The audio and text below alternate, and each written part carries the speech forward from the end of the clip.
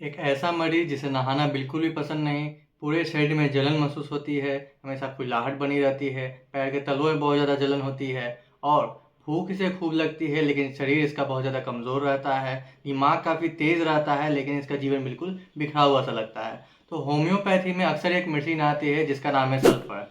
ऐसे केसेस में हम सबसे पहले सल्फर को याद करते हैं। सल्फर मेडिसिन को बहुत लोग किंग ऑफ रेमेडीज़ भी कहते हैं, लेकिन आज के वीडियो में हम समझेंगे कि क्या सल्फर सिर्फ स्किन इश्यूज तक ही सीमित है या इसके एक्शंस और भी इससे ज़्यादा हैं। तो आज के वीडियो बहुत ज़्यादा इंपॉर्टेंट रहने वाला है कि आज हम जानेंगे सल्फर के कंप्लीट ड्रग पिक्चर के बारे में और इसके ओवरऑल सारे जो भी स्पीड ऑफ एक्शंस है उनको पूरी तरह से समझेंगे। तो वीडियो को पूरा देखें। नमस्कार, मैं हूं सिद्धांत राज और आप देख रहे हैं राष्ट्रीय हेल्थ केयर। होम्योपैथी से रिलेटेड कंटेंट और ऑथेंटिक जानकारी के लिए हमारे चैनल को आप सब्सक्राइब करें।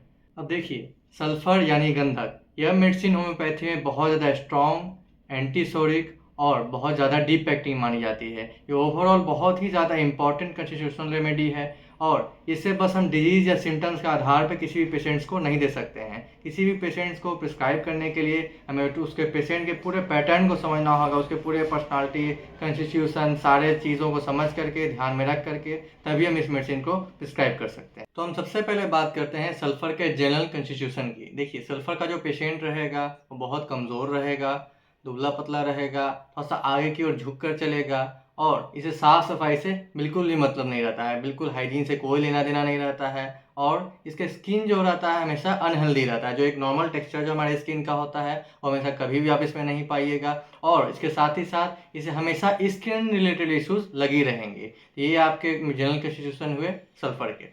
अब इसमें सबसे इम्पोर्टेंट आता है सल्फर का माइंड पिक्चर। इसका जो पेशेंट होता है बहुत ज़्यादा इंटेलेक्चुअल रहेगा, ब्रिलियंट माइंडेड रहेगा, बहुत सारी चीज़ों में स्ट्रांग रहेगा, थ्योरी इसकी काफ़ी ज़्यादा पकड़ मजबूत रहेगी, लेकिन उसके प्रैक्टिकलिटी पे बिल्कुल ज़ीरो रहेगा। कैसे उसको एग्जीक्यूट करना है, क्या करना है, इसकी आइडियाज़ को बिल्कुल भी नहीं रहेगी। प्लान्स बहुत सारे रहेंगे इसके, बहुत सारी चीज़ें सोचेगा, मैं ये करूँगा वो करूँगा, लेकिन जब एग्जीक्यूशन की बात आएगी उसके रोड मैप से अगर आप पूछिएगा तो वो बिल्कुल ज़ीरो हो जाएगा। इसका पेशेंट में कई बार इगोइस्टिक बिहेवियर शो करता है, सेल्फ ओपिनियन हमेशा बेस्ड रहेगा, ये जो बोल रहा है इसको लगेगा कि बस वही सही है और इसी कारण से कई बार ये आर्गुमेंट भी करने लगता है। बहुत ज़्यादा की चीज़ों को नेगलेक्ट भी कर देता है कि यार छोड़ो, हटाओ, ठीक है, क्या फ़र्क पड़ता है। फिर केयरलेसनेस भी शो करेगा, आलस्य भी शो करेगा। तो इसका इस तरह का माइंड सिम्टम्स हम लोग समझ सकते हैं। अब सल्फर का सबसे बड़ा की नोट है वो है आपका हीट एंड बर्निंग। इसका जो पेशेंट होता है बहुत ज़्यादा हॉट पेशेंट होता है, गर्मी से बिल्कुल भी बर्दाश्त नहीं, बिल्कुल भी अच्छा नहीं लगता है। इनफैक्ट गर्म करने में अगर इसे बिठा दिया जाए तो इसकी सारी समस्या बहुत ज़्यादा बढ़ जाएगी। बर्निंग सोल्स यानी कि तलवे में बहुत ज़्यादा जलन, बर्निंग पाल्म्स, तखत्ती बहुत ज़्यादा जलन, पूरे शरीर के चमड़े में बहुत ज़्यादा जलन महसूस होगी। इतनी ज़्यादा जलन कि रात में सोते वक्त अपने पैर को कंबल से बाहर निकाल कर सोएगा, क्योंकि जलन बहुत ज़्यादा उसमें महसूस होती है।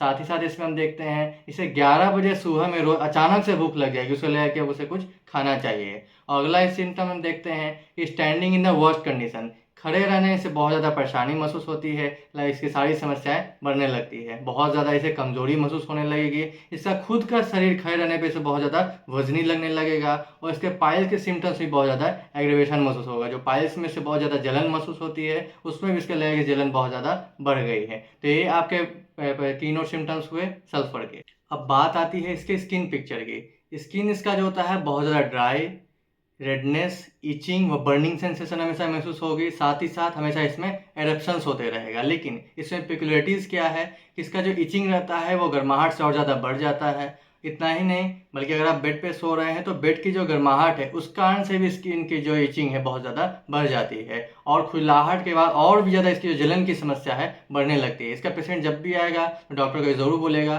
कि जब मैं खुजलाता हूँ तो जलन काफ़ी ज़्यादा बढ़ जाती है। तो ये आपके मेन स्किन कंडीशंस हुए आपके सल्फर के। अब हम बात करते हैं इसके गैस्ट्रिक सिम्टम्स की। जैसा मैंने पहले भी बताया कि सल्फर सिर्फ स्किन की रेमेडी नहीं बल्कि इसका और भी चीज़ों में बहुत बड़ा एक्शन होता है। तो जीआईटी सिम्टम्स की बात करें, इसमें सौर इरेक्टेशंस, बहुत ज़्यादा आपका खट्टी डकारें, एसिडिटी की समस्या और पेट में बहुत ज़्यादा जलन महसूस होती है। अर्ली मॉर्निंग डायरिया, 5 बजे सुबह में इससे अवश्य होना है।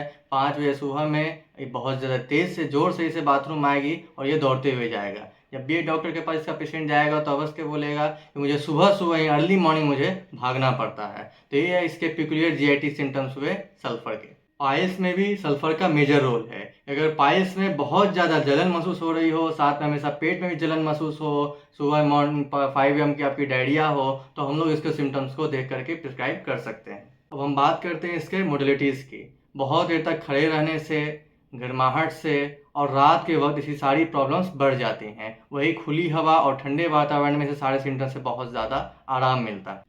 तो लास्ट टाइम हम अपने वीडियो को समराइज़ करते हैं कि सल्फ़र का जो पेशेंट होता है वो उसको साफ़ सफाई से बिल्कुल मतलब नहीं रहता, स्किन कंडीशन बार बार इसके हमेशा बनी रहती है, बहुत ज़्यादा इसके इरप्शंस और जलन की समस्या भी रहती है, बहुत ज़्यादा खुजलाहट रहती है, अर्ली मॉर्निंग डायरिया के सिम्टम्स देखे जाते हैं, साथ ही साथ हर रोज़ से सुबह में 11 बजे लगभग में तेज़ भूख लग जाएगी। और ये सारे सिम्टम्स अगर किसी पेशेंट से मैच होते हैं तो उससे हम सल्फर प्रिस्क्राइब करने के बारे में सोच सकते हैं, लेकिन कंप्लीट पर्सनालिटी के एनालिसिस, ओवरऑल कॉन्स्टिट्यूशन को देखने के बाद ही हम इस मेडिसिन को सोच सकते हैं। तो अगर आपको आज की वीडियो में सल्फर मेडिसिन आसान भाषा में समझ आई हो, इसके सारे सिम्टम्स आपको याद हो गए हो, तो इस वीडियो को ज़रूर लाइक करें और इसी तरह के होम्योपैथी रिलेटेड वीडियोस और ऑथेंटिक हेल्थ की जानकारी के लिए हमारे चैनल को सब्सक्राइब करें।